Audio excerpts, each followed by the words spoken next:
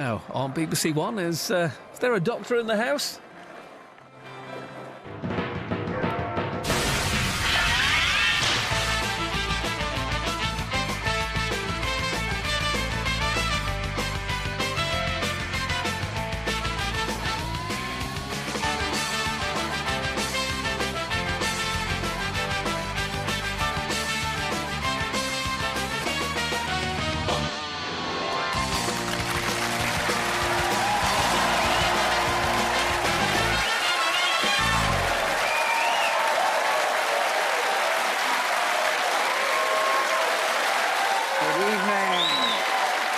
Welcome to Have I Got News For You? I'm David Tennant. In the news this week, in Sydney, following the Australian Labor Party's surprise victory, the Culture Minister allows herself a small celebration.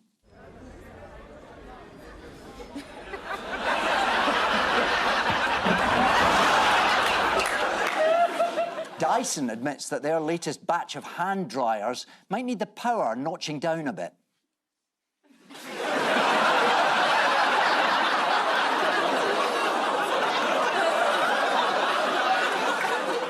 Actually looks like the TARDIS. Yeah. Flies more smoothly. And in Leatherhead, hidden camera footage reveals to MI5 how the network of Bulgarian spies were exchanging secret information.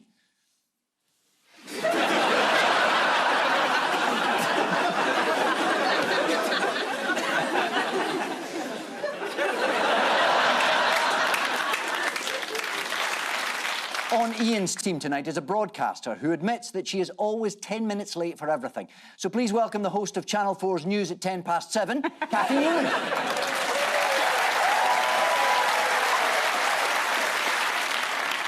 On Paul's team tonight, a comedian and actor who recently appeared in a film with George Clooney. Acting opposite a global sex symbol was challenging, but in the end, Clooney managed to gabble out his lines. Please welcome Miles Jupp.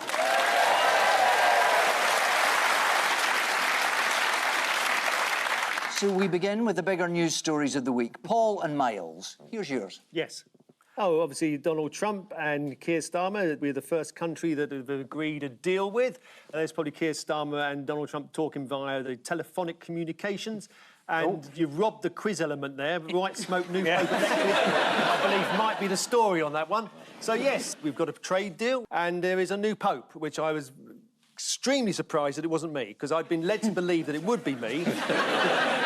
I've had the costume fitting and everything. But apparently it's somebody else. Yes, indeed. It's the news that the long-awaited UK-US trade deal was rather gazumped by the election of a new pope. Yes. I mean, Starmer didn't seem to be aware that it was happening until about 5 minutes before it did. Yeah, but he doesn't know he lost the election.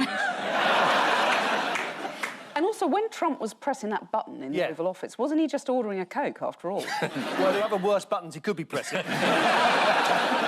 So I think, yes, Starmer sort of said that he got called watching Arsenal football team, North London, while watching a game that they were playing. I'm indebted to you. Thank you, Your Honour. And so, yeah, he got a call while he was watching the match, which he wasn't happy with. But, you know, it's very good that he didn't get a call the night before, because I happen to know he was at a romantic dinner with his wife, and I know because I was there too. Oh, really? What? Really? That is romantic. How romantic was it? Yeah. Well, I was having a dinner with a contact, and in walked Keir and his wife, Victoria. Yeah. And I was like, oh, this is interesting. Let them get on with it for a bit, and then wandered over and had a chat. I mean... That's the form, is it? They've made some sort of signal to say to the waiter, could you invite the other couple over now? We've had quite enough of the eating bit. What about the lady from the news? We both like her. Yeah. I mean, as soon as his security team ordered the main course, I was like, right, come on, let's get at it then. So... You really are a proper journalist. Well, no wonder he had a smile on his face. I thought he had something to do with the trade agreement. Your mind is too filthy to be Pope. That's the problem with you. It's true, though, isn't it? I think you should look into the history of the popes.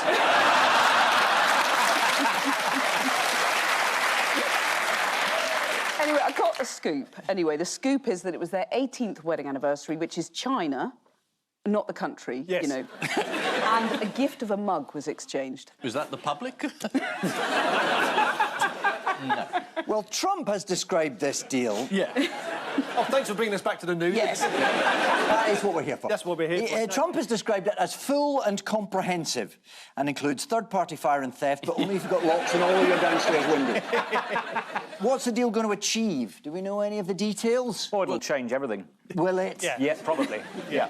Has the price of DVDs gone up? Yeah. Is that it? Yeah. Through the roof. Will this affect book tokens? There's still a 10% baseline tariff, though. So, On everything. yeah. 25% tariff on steel's gone. Yes, but then it was only imposed fairly recently. Sure. So we've got a better deal than we had last time Yeah. Trump said anything. You're right. But Keir Starmer said the way to look at it is that are things better today than they were yesterday? And he said they are. Yeah, but not better than they were a couple of weeks ago. Yeah, but that's... But I want to know, is it going to be better tomorrow? Because, I mean, we could be, you know, there could be nuclear war tomorrow. Well, you're fun. You're doing the country down, essentially, whilst talking to secret sources in restaurants, watching Yeah. other people's dates. Do you know what? People exchanging crockery. Yeah.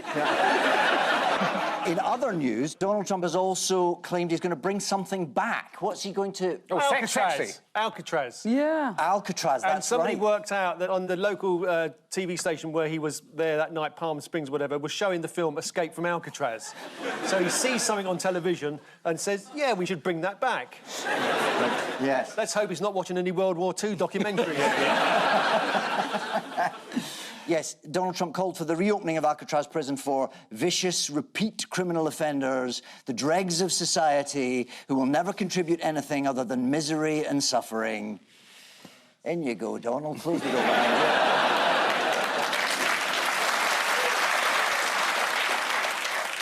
But it was still only Tuesday. It was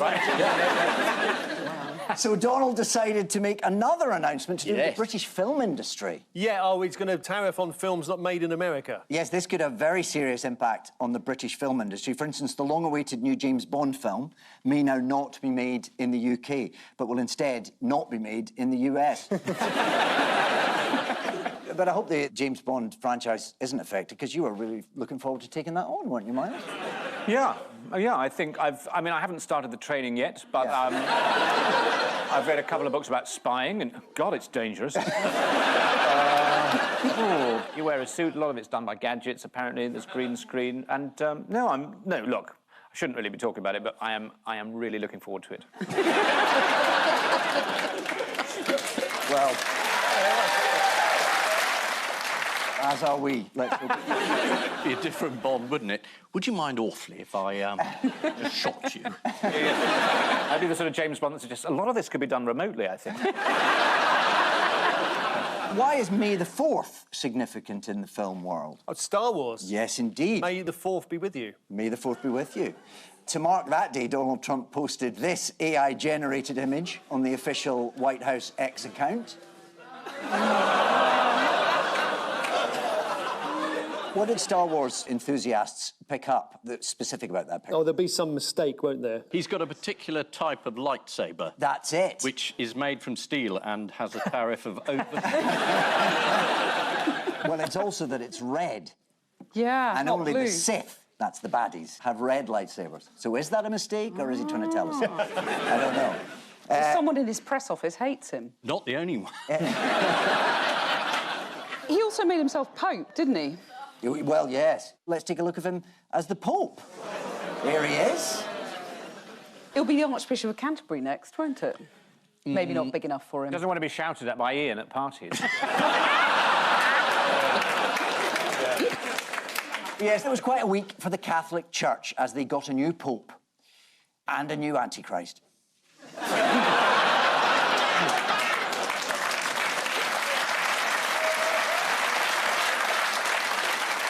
I was just looking at that picture of Donald Trump as the Pope, and the fact that somebody would reduce themselves to try and extract comedy out of being the new Pope, I think is very sad.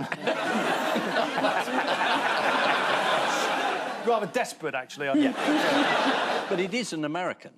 So there must have been a second when the news came through when Donald thought, it is me. Robert Prevost. Oh, right. Has He's become... American, is he? Yeah. Yeah. Oh, right. First one ever, and he's become Pope Leo the 14th. He was quite emotional, wasn't he? The new Pope. Yes? What did he say? I mean, you would have been if it had been you. Yeah, certainly. There's no point in me talking about it now. It just sounds like sour grapes. Now this Yank's got it.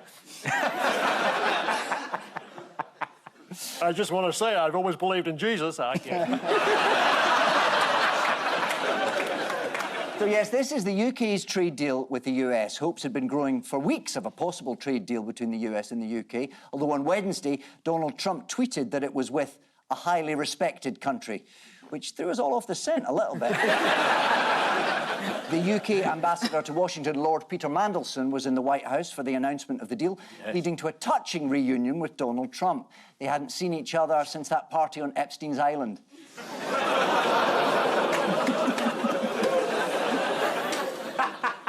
We'll visit you in Alcatraz.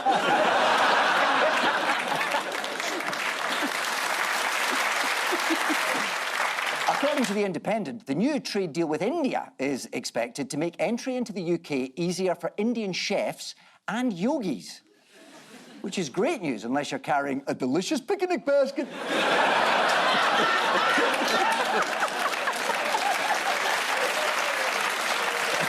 Are you auditioning for something? It was like he was in the room, wasn't it? It was, yeah. Ian and Kathy, here's your story of the week. Local elections. Local elections, bin collection. There's Farage, who's won, and then coming back tonight, who didn't win. Exactly. And that's Keir Starmer. The Royal Air Force has downgraded over the years, isn't it? Yeah. This is presumably the elections, the local elections, the mayoral elections, the by-election. Indeed. It was an earthquake. I mean, according to Reform, life will never be the same again. Well, it's the end of the Conservatives, they say. Yeah, but it's the end of the two-party system. It's the start of a new era. It's Nigergeddon. Or something. When was the moment that Nigel Farage realised he was onto something big? Well, he was on his way to Durham, wasn't he? Which is pretty big, being, you know, winning in Durham, which is Labour heartland. Well, apparently he noticed that as he walked down Ormskirk High Street, there were far fewer abusive shouts than there used to be.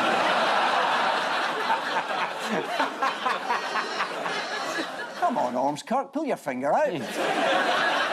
Here's a fun question. Who was once MP for Ormskirk and Nigel's predecessor as boss of UKIP? He used to be on the telly a fair bit. Robert Kilroy-Silk. There you go, yes. Let's remind ourselves of some of his best work. Their fate will be in each other's hands as they decide whether to share or to shaft.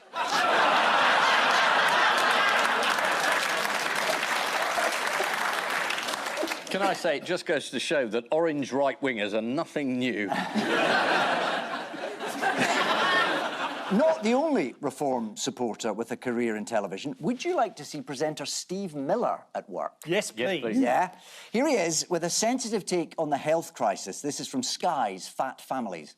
I'm in Telford, Shropshire, and I'm about to meet one of the fattest families I've met in my life. I'm here in the Peak District and about to meet two right massive fatty siblings who are at the peak of their porkiness. I'm going to be meeting some right beach blubber bellies. I'm in Luton, Bedfordshire, and about to meet three right jelly-bellied jumbos. It's Mr. and Mrs. Massive Fatty.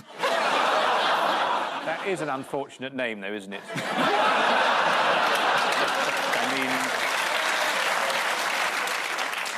How did Kemi Badenoch respond to the results? She said it was a bloodbath. Yes, she said, I apologise for the bloodbath. Well. There's not an awful lot else you can do about a bloodbath, is there?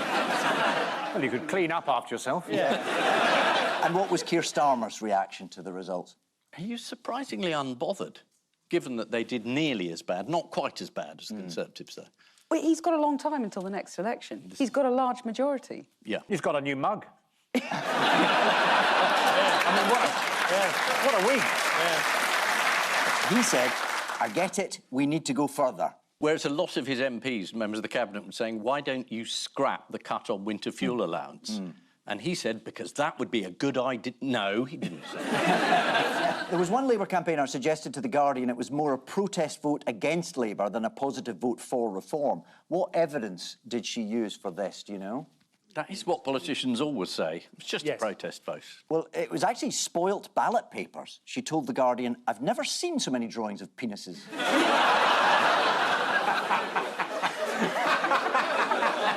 Andrew Andrea Jenkins, who's now Mayor of Lincolnshire for Reform, she's the queen of graphic gestures, isn't she? In fact, there's a sort of cycle of rude gestures, one involving a finger and one involving a tongue, sometimes together. Wow. Does she do this over dinner? We've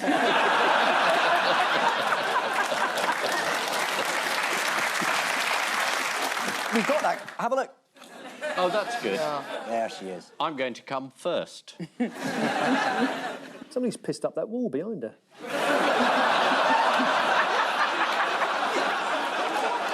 And I'm looking at the man in the brown shorts behind her. Oh, excuse me. There have already been quite a few war on woke statements of intent from Reform, but they tend to be hitting the brick wall of reality. The Mayor of Lincolnshire, Andrea Jenkins, pledged to fire all diversity, equality and inclusion officers, but there aren't actually any in Lincolnshire County Council. So there's nobody to fire. Just proves how quickly she works. But the Conservatives were hoping to fight their own war on woke. They've been talking about the banter ban. What's all that about, then? That's the man of 1,000 voices. Toby Bear, Cockneys, Donald Trump. That's about the employment bill, isn't it? Exactly. Suppose you run a pub, Miles. I think we can all picture it. Yes. Ah, mine host. The usual Ian, yes. Can of red stripe under the counter, served after 11:20. Yeah. Sorry, yeah, anyway, this pub I run. You run a pub and say one of your bar staff overhears a joke or a bit of bants that they don't like. Yeah. They can take legal action against you for not protecting them from harmful material. So actually no speaking at all allowed in my pub. Quiet reflection. Yeah, it's kind of mindful. The gong bath on Thursdays. That's probably the really rowdy night, yeah. Otherwise, people just sort of silently thinking about where it's all gone wrong. It's not so different from a Wetherspoons in an afternoon. Meanwhile, what better combination of people to discuss the VE commemorations than Rylan and Emma Willis?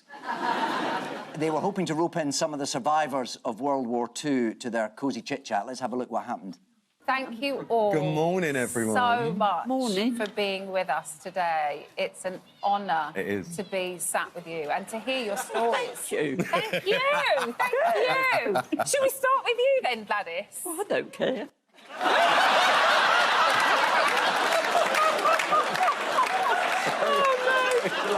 That is the proper spirit, though. And then they added in the magical ingredient of Giles Brandreth. Just keep your eyes on Rylan. It is called barebacking. So, you know, like horse riding, where you ride bareback?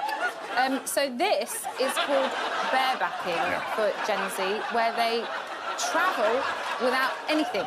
I began doing this a few years ago, and I was called a raw dog. I said, why am I called a raw dog? You're living life in the raw. Yeah. And then finally, what is Tony Blair doing here? Look what I found in my pocket. Is he working for them as a lobbyist? They were at a climate conference together. A climate conference. Yeah, obviously. Right. And Tony was saying, don't worry about it, it's happening slowly. Yeah. That's not a very good impression. I'm up against the master. I know, he has raised the bar. He has raised the I bar. would have said, hi, guys, don't go so fast on the net. I love Danny DeVito. Yeah. He's good.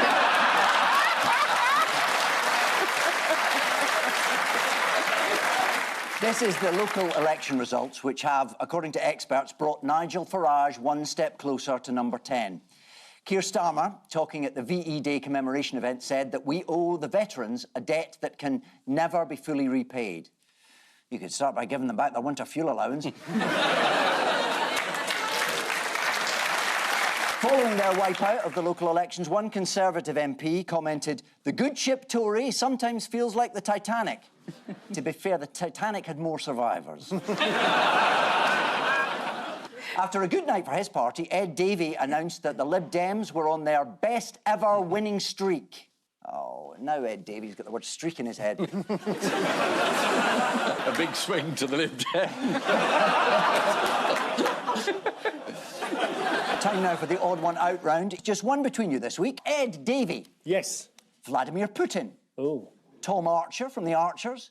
And Pliny the Elder. Now, this might be just a coincidence, but the surname Archer, is that relevant to the final? Because, I mean, Putin's doing the two-fingered thing, which is something that English archers did at the Battle of Agincourt, I think. It's got nothing to do with the Battle of Agincourt. I thought on a topical news quiz it was unlikely. Mind you, we've got Pliny the Elder there, and he's the only one with a dead conger eel on his head.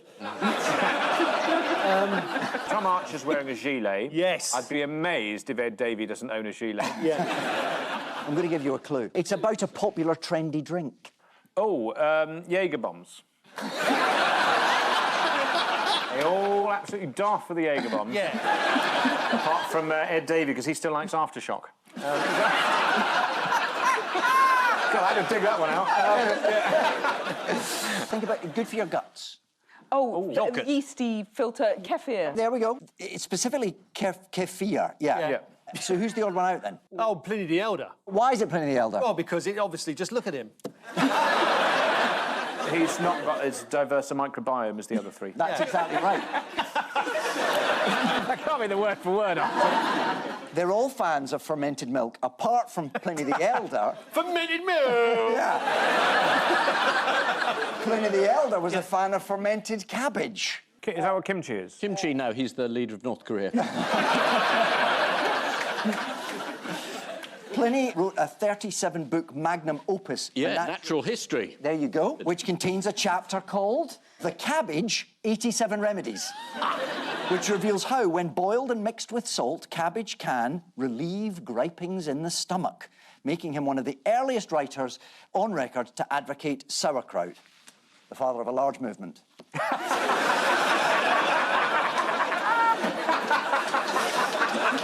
Do you know any of the other 86 ways that Pliny recommended using cabbage? No. It's a surprising answer. He recorded that injecting warm cabbage juice into your ear could cure deafness. Or cause it. And washing your children in the warm urine of someone on a cabbage diet would make them grow big and strong. And when they're teenagers, they'll beat the shit out of you for making them bathe in somebody else's piss. Pliny the Elder did indeed die in the eruption of Mount Vesuvius in 79 AD. Even cabbage couldn't save him. Yeah. No. It was the second worst eruption in his lifetime. The first... Absolutely love this. What happened when Ed Davey drank fermented milk every day for 7 weeks? He grew udders. He lost 2 stone. Lost 2 stone on fermented milk. He saw the benefits after going on a diet that consisted largely of kefir and kimchi. Yes. All beginning with a K. Kombucha is another one. Does it have quite a violent effect on the body? I remember I didn't really know what it was. I ordered someone in a cafe, and when I ordered it, they went, "Oh, you know that's a health drink." And I went, "Well, I'm sure it's fine." And then someone came back over with the thing and said, "Did one of you order the kombucha?" And I said, "I ordered it." They went, "You do know that's a health drink." And then when they bought it, they said, "Are you the kombucha?" I said, "Yeah." And they went, "You do know it's a health drink." And I said, I got the impression I started with panic. I thought this is going to clean me out within seconds or something. They're giving me so many warnings. Started moving other tables back, that sort of thing. People appeared in the periphery of my vision with mops and things. Selling the business. I'm definitely coming to your pub. We'll go. Bye to the usual. What happened when Radio 4's Tom Archer brought kefir to the village of Ambridge? Any Archer's followers? There was Umbridge. It's true. They didn't much like it. Tom Archer, described by The Guardian as a former sausage czar,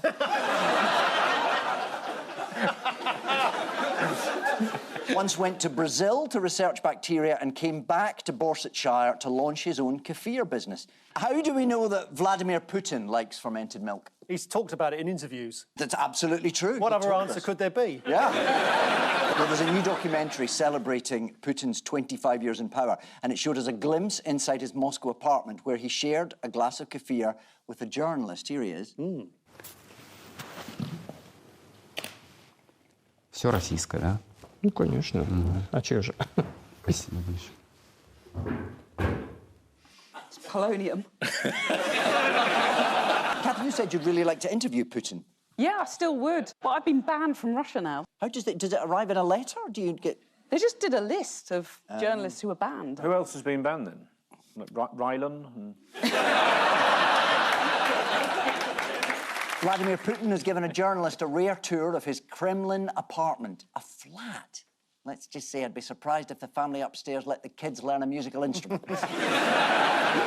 Showing off his fridge, Vladimir Putin revealed he was a big fan of fermented milk.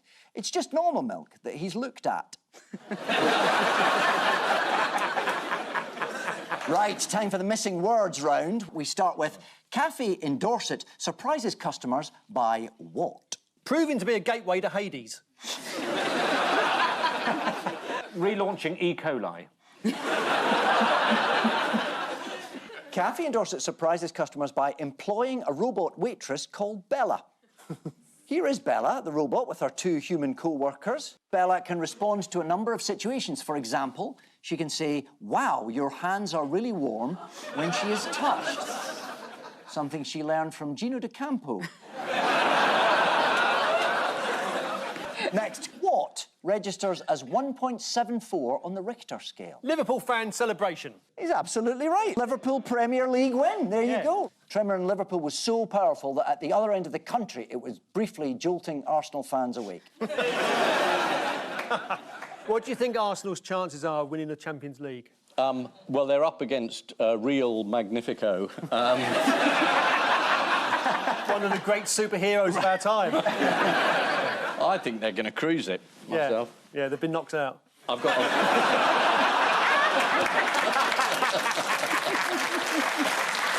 I do love this banter. What's that all about, then? That's fantastic. Yeah. Dick Van Dyke. Yeah. But that brings us to the final scores. Paul and Miles have 4, Ian and Kathy have 6.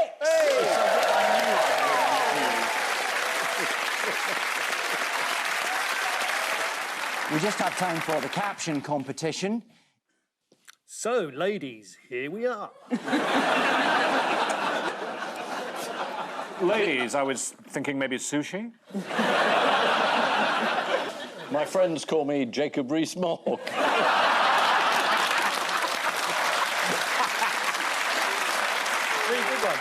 On which note, we say thank you to our panellists, Ian Hislop and Kathy Newman, Paul Merton and Miles Jupp. And I leave you with news that at Tate Modern, a new sculpture is revealed inspired by how voters feel about Labour's first year in government. After leaving his glasses at home, an embarrassed King Charles has to apologise for his mistake when posting a letter.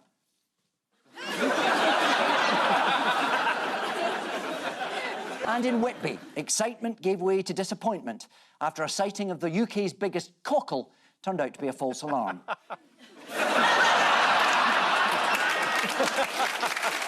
Good night.